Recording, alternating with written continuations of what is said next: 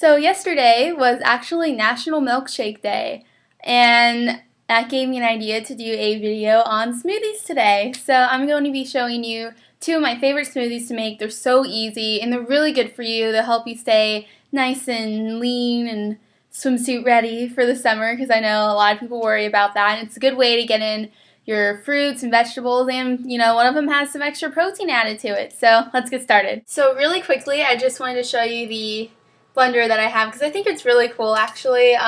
This is the bottom of it. It's not really that exciting, but the cool part is this. You actually make your smoothie in the cup, and it comes with little attachments so you can make it so you can just drink right out of it. And also it comes with these little things so you can store in the refrigerator, because they do keep for a few hours if you just want to make one, then have it 2 hours later, kind of like, maybe work out a little bit, keep your smoothie in there, and have a little reward after your workout. Because I know after I'm running and stuff, I don't want to be cutting and slicing fruit all the time. So that's a good idea. And I just wanted to show you that because I think it's really cool. And let's get into the actual making of the smoothies. So I already have 2 cups of diced watermelon in my cup. And you can buy it pre-sliced and then chunk it yourself, or you can buy it already pre-cubed.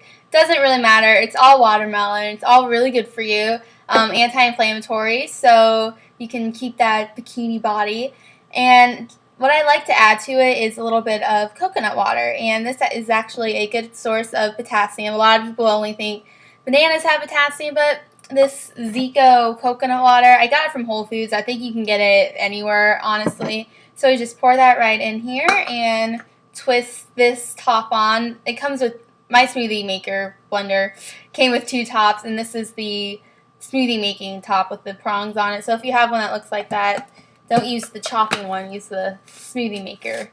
So I'm just going to blend this really quickly, and I'll be back to show you the finished product. So this is the finished product. As you can see, it's kind of more of a slushy consistency, and I went ahead and put this keepsake top on because this is actually for my mom when she gets home from work, because we're going to go shopping after that, and I want her to stay energized. This is the first smoothie, and the next one's a little more complicated, but don't worry, it tastes amazing. You're probably going to think I'm really weird because one of the ingredients is not what you would expect to put in a normal smoothie. So if you're curious about that, keep watching, and I will show you the next one. So now on to the next smoothie, which is one of my favorites. I make variations of this on a daily basis. So in my smoothie cup, I have a half a cup of frozen raspberries and a half of a medium banana, also frozen. And I forgot to mention in my last little smoothie segment that you need to freeze your watermelon for at least 2 hours, or any fruit, really, before you make a smoothie out of it, so it actually becomes a smoothie. Because I know the watermelon, I've tried it when it's just raw watermelon, and it turns into a juice drink instead of a smoothie. So yeah, so little tips about your frozen fruit. And also you can use that to substitute for any ice. And I put a cup of baby spinach in here. And you're going to think I'm really weird for doing that, but you can't taste the spinach at all in the smoothie. And it's a good way to get a serving of vegetables. So since this is almost full, I'm going to start blending this a little bit so the volume goes down a little bit, so I can add my last 2 remaining ingredients. So I literally just blended the first part of the spinach just so the volume would go down. I can add my last ingredient. So my next one is caramel flavoring syrup, and this is 3 tablespoons of Torani, sugar-free. And this is really amazing stuff. I use it to flavor my yogurts, and you can also put this in milk or coffee. It has 0 calories, 0 fat, 1 carb, no sugar, and no protein. It's like drinking water. The only difference is it has 5 milligrams of sodium. And I use 3 tablespoons, so that's 7.5. Little math skills there. And we're supposed to get 1,500, well, less than 1,500 milligrams of sodium a day. So this is a really good substitute. And you don't get any of the sugars in regular caramel syrup or maple syrup even. So that's one of my favorite things in the entire world. I make different flavors of it. Just make sure it is the sugar-free kind. So I have about 3 tablespoons. I'm going to pour that in.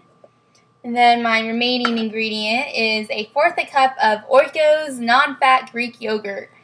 And I don't think you can have a traditional smoothie without yogurt or milk or anything like that.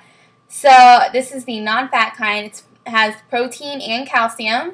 So this smoothie is pretty much like a super smoothie, superfood smoothie, like Dr. Oz says, or something like that. So I'm actually just using my finger because my spoon's all the way over there and I don't feel like getting it. So typically you would not use your finger, but I am, and I'm just going to blend this up, and that's good.